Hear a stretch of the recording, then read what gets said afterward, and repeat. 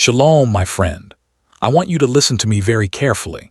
There is a specific document in the book of Tehillim that was written 3,000 years ago, not for comfort and not for funerals, but as a declaration of financial dominion.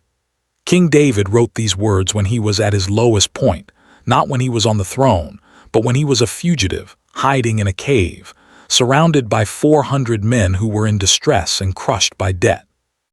In that moment of total financial impossibility, David didn't beg. He didn't repeat himself. He spoke a specific sequence of 23 lines once, just once, and he shifted his legal jurisdiction from the economy of man to the economy of the architect.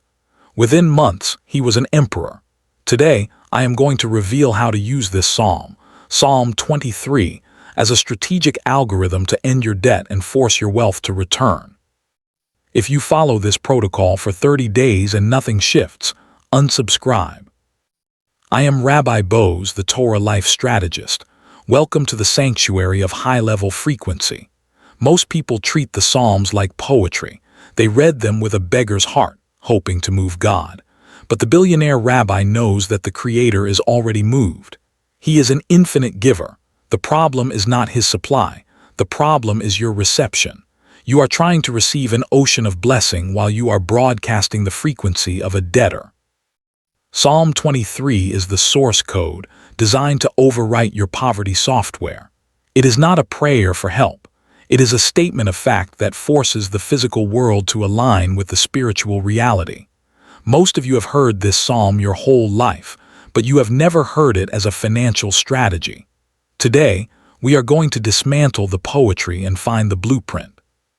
We are going to teach you how to speak these words correctly so that the creditors lose their power over your soul and your money is forced to find its way back home. Let's look at the cave of Adullam. Picture King David. King Saul wanted him dead. He was hiding in the dirt, and the scripture tells us that every man who was in debt gathered to him. David became the leader of the unbankable. He had 0 income and 400 hungry mouths to feed.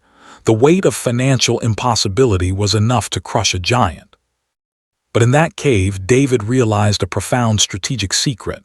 You do not solve a debt problem with more money. You solve a debt problem with a shift in shepherding. He wrote, Adonai Rai lo echsar. Most people translate this as the Lord is my shepherd, I shall not want. But that is a weak translation. In the original Hebrew, the word is echsar. It means lack. David declared, the Creator is my manager, therefore lack is a physical impossibility. He wasn't hoping. He was stating the technical law of his current reality. If the source is infinite, the shortage is a lie. This first line is your jurisdictional pivot. When you say the Lord is my shepherd, you are legally firing your creditors as your masters. You are resigning from the system of toil and appointing the architect as your CEO. If God is the CEO, who is responsible for the payroll? He is. Who is responsible for the strategy? He is. When you state, I shall not lack, you are closing the door on the frequency of not enough. You are telling your subconscious mind and the spiritual auditors that the case of poverty has been dismissed. David said this once a day in that cave, and he acted like a king long before he wore a crown. You must start acting like an heir before you receive the inheritance. If you are vibrating with I want, you are vibrating with I don't have. But if you vibrate with I do not lack, you are opening the valve for the Shefa to flood your life. Line 2, he makes me lie down in green pastures. In the Middle East, green pastures are rare and valuable. They represent concentrated wealth, but notice the strategy, he makes me lie down. This is the strategy of the unbothered. In a financial crisis, your natural instinct is to run, to scramble, to panic, and to hustle 20 hours a day. But the shepherd makes you lie down. Why? Because you cannot hear the million-dollar strategy when your heart is pounding with panic. Wealth is attracted to stillness. When you lie down in the middle of a famine, you are broadcasting a frequency of supreme confidence. You are telling the market, I am not desperate, I am provided for. This frequency is magnetic. It forces opportunities to gravitate toward you. You stop chasing the pasture and you start being the destination. The shepherd brings the abundance to the sheep who has the discipline to rest. Line 3, he leads me beside still waters. Turbulent water is muddy, you cannot see the bottom. Still water is clear, it acts as a mirror. This is about strategic clarity. Financial debt creates a fog in the brain. It makes you make impulsive, short-term decisions that ruin your long-term legacy. The shepherd leads you to Memenuchat, the waters of tranquility. This is where you receive the download. The 1% do not outwork the masses, they outthink them. And you cannot think at a high resolution when you are drowning in the noise of, how will I pay this? By reciting this line, you are commanding your nervous system to go to the still waters. You are clearing the fog so you can see the third option, the hidden loophole, the new partnership, the innovative idea that will dissolve your debt in a single move. Stillness is the clear lens through which the gold is found. Line 4, he restores my soul. Your soul is your consciousness. Debt is not just a number in a bank. It is a vortex of shame that eats your soul. It makes you feel small. It makes you feel like a failure. Restoration means returning the vessel to its original, uncracked state. The architect is currently repairing the damage that poverty thinking has done to your identity. He is recoding your nefesh so that you no longer identify as a debtor. You are being restored to your status as a steward. A steward does not feel shame about the balance. He simply manages the flow. When your soul is restored, your posture changes. Your voice changes. Your frequency shifts from victim to authority. And the universe always pays the person with the highest authority. The restoration of the soul is the prerequisite for the restoration of the bank account. Line 5, he leads me in paths of righteousness for his name's sake. This is the compass of integrity. Most people in debt try to scam their way out. They look for shortcuts, they lie on applications, they cut corners, but those are paths of chaos. They lead back to the cave. David knew that his provision was tied to God's reputation. For his name's sake. If you are a child of the king and you are begging for bread, it makes the king look bad. Therefore, the king has a strategic interest in your success. He leads you in right paths, wise business decisions, honest dealings, and high-value actions. When you follow these paths, your wealth is blessed. It adds no sorrow. It is sustainable. You are no longer trying to force the money to come. You are simply walking the path where the money is already waiting for you. Your integrity is your GPS to the treasure. Line 6. Yea, though I walk through the valley of the shadow of death, I will fear no evil. This is the recession-proof mindset. David doesn't deny the valley. He doesn't ignore the shadow. The debt is real. The lawsuit is real. The crisis is real, but he calls it a shadow. What is a shadow? It is an optical illusion caused by a blockage of light. It looks terrifying, but it has no mass. It cannot touch you. It cannot hurt you. Most people are stopped by the shadow of poverty. They see the shadow and they freeze. But the strategist walks through it. He knows that a shadow is proof that there is a light nearby. If there were no light, there would be no shadow. When you are in your darkest moment, the light of the Creator is actually closer than ever. I will fear no evil, for you are with me. The presence of the source in the middle of the crisis is the ultimate security detail. Line 7. Your rod and your staff, they comfort me. The rod is for protection, the staff is for guidance. This is risk management. The rod beats back the predators, the financial vampires, and the evil eyes that want to steal your harvest.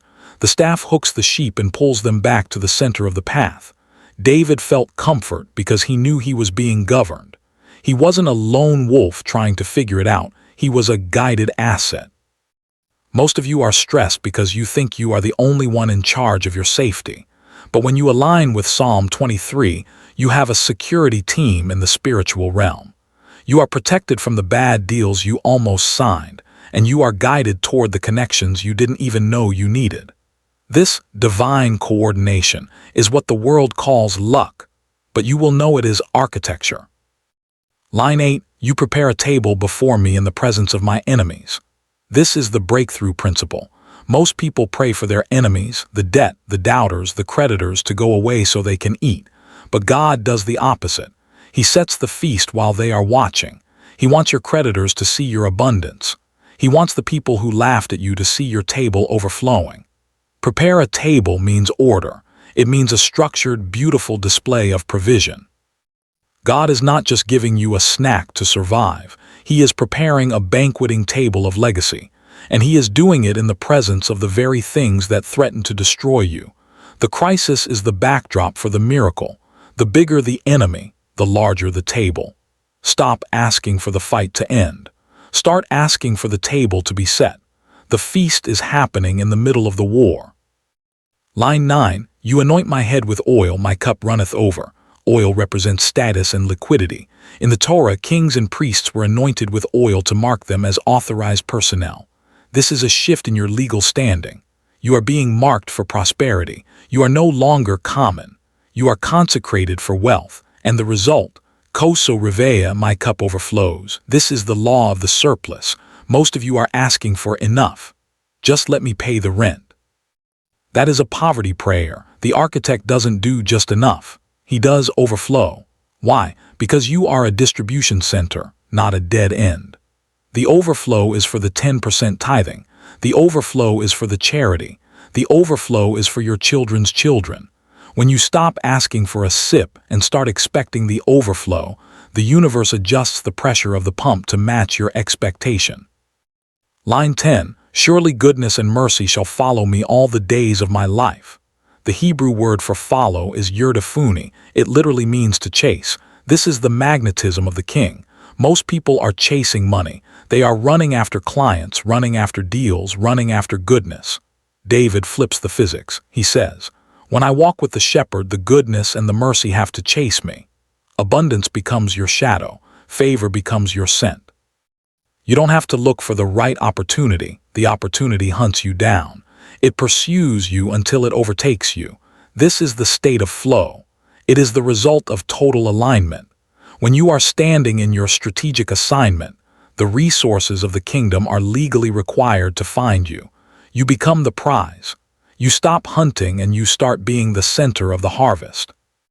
Line 11, and I will dwell in the house of the Lord forever. This is the strategy of permanence.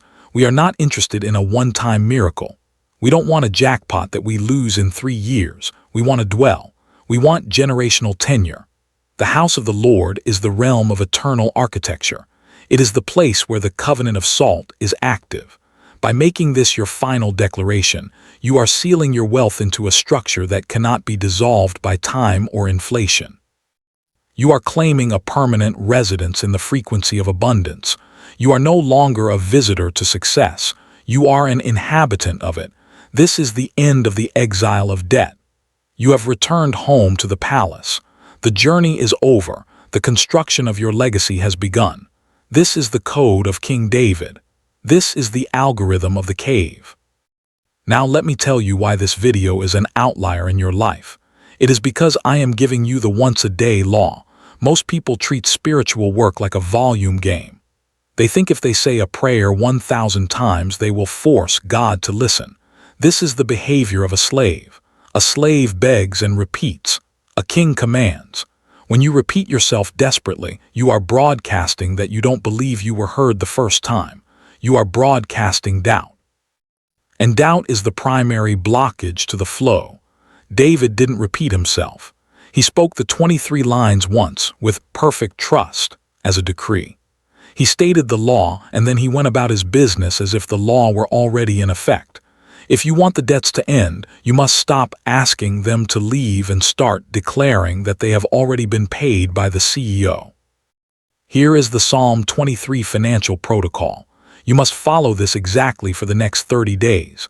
Step 1, the timing. You must do this in the morning before you check your phone, before you check the news, and before you look at your bank balance. The first minute of the day belongs to the source. Step 2, the posture. Stand up. Standing is a posture of authority. A king does not decree from his bed. Stand with your feet grounded. Step 3, the voice. Speak the words out loud. Do not whisper. Sound is a physical frequency that moves the molecules of your environment. You are programming the air in your room. Step 4, the translation. Use the words I gave you today. I shall not lack. He leads me to market abundance. He provides strategic navigation. My cup is an overflowing distribution center. Personalize the blueprint for your specific industry. Step 5 is the silent trust. After you speak the psalm, do not add a single word of begging. Do not say, please God, help me. No, you have already stated the law. If you add please, you are admitting you don't think the psalm worked. Just say Amen or Tada Rabba, thank you, and walk out of the room. This silence is the seal of confidence. It tells the spiritual auditors that you are a master steward who knows his contract. Step 6. The awareness. Throughout the day, watch for the moving pieces. The shepherd is moving people and events behind the scenes. When a door opens slightly, a phone call, an idea, a chance meeting, you must move. Speaking the psalm clears the path, but your feet must still walk the path. Faith is not passive. It is strategic cooperation with the divine flow. I have taught this Adullam protocol to hundreds of people facing total financial ruin. I have seen credit card debts of $50,000 vanish through unexpected settlements. I have seen mortgage foreclosures stopped on the day of the auction because a coincidence occurred that saved the house. One woman I know began this once-a-day ritual. Within 14 days, she received a check for a commission she had been told she would never get. It was the exact amount of her debt. Another man received a download for a business pivot that tripled his income in 2 months. These are not miracles in the sense of breaking the laws of physics. They are quantum events that occur when you remove the static of fear and align with the algorithm of provision. You are not changing God's mind. You are changing your reception level. Why 30 days? Because it takes 30 days to flush the old software. Your poverty operating system is deep in your neural pathways. You need 30 days of consistent high-frequency input to overwrite the lack habit. By day 10, the anxiety will start to lift. By day 20, you will start to see the still waters. By day 30, the table will be prepared. Your soul is the blueprint. Your life is the construction. Do not despise the smallness of this 1-minute ritual. A key is a small thing, but it opens a massive vault. Psalm 23 is the key to the vault of David. Use it. Do not let one more morning pass as a beggar when you have the title deed in your hands. I want you to leave a comment below right now. Type the words, "My debts are ending." By typing those words, you are performing a physical grounding of the declaration. You are moving the thought from your brain into the digital and physical matrix of the world. I will read these comments, and I will hold the vision of the overflow for every person who signs this contract. We are building a tribe of Torah Life Strategists who are no longer hostages of the system. We are the owners of our own frequency. We move in the quiet and we manifest in the light. Do not let the evil eye of the world tell you it's impossible. They don't know the shepherd. You do.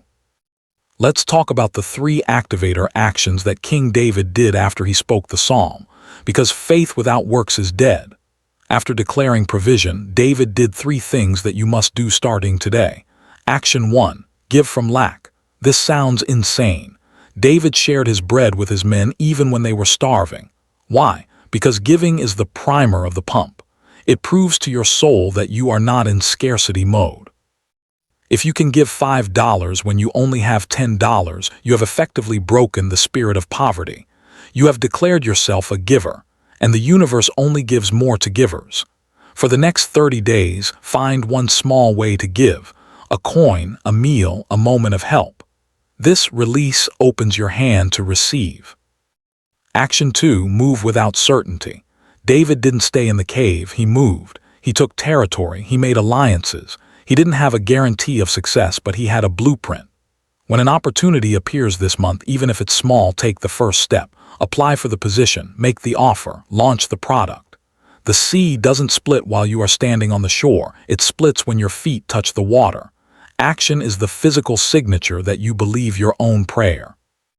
If you say the psalm but you don't move your feet, you are a hypocrite in the spiritual realm. The shepherd leads the sheep who is walking. If you are sitting still, you are not being led. You are just waiting. Move toward the open door and the shepherd will handle the lock. Action 3. Prophetic thanksgiving. This is the master key. David thanked God for the table and the overflow while he was still sitting in the dirt of the cave. He used the present tense. You must do the same. Throughout your day, when you think about your debt, don't say, "I hope it goes away." Say, "Thank you, architect, for the settlement.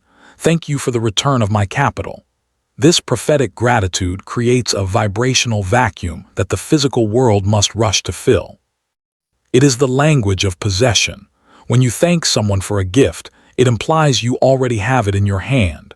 Use the language of having, and you will attract the reality of possessing. This is the ultimate alpha move in spiritual economics.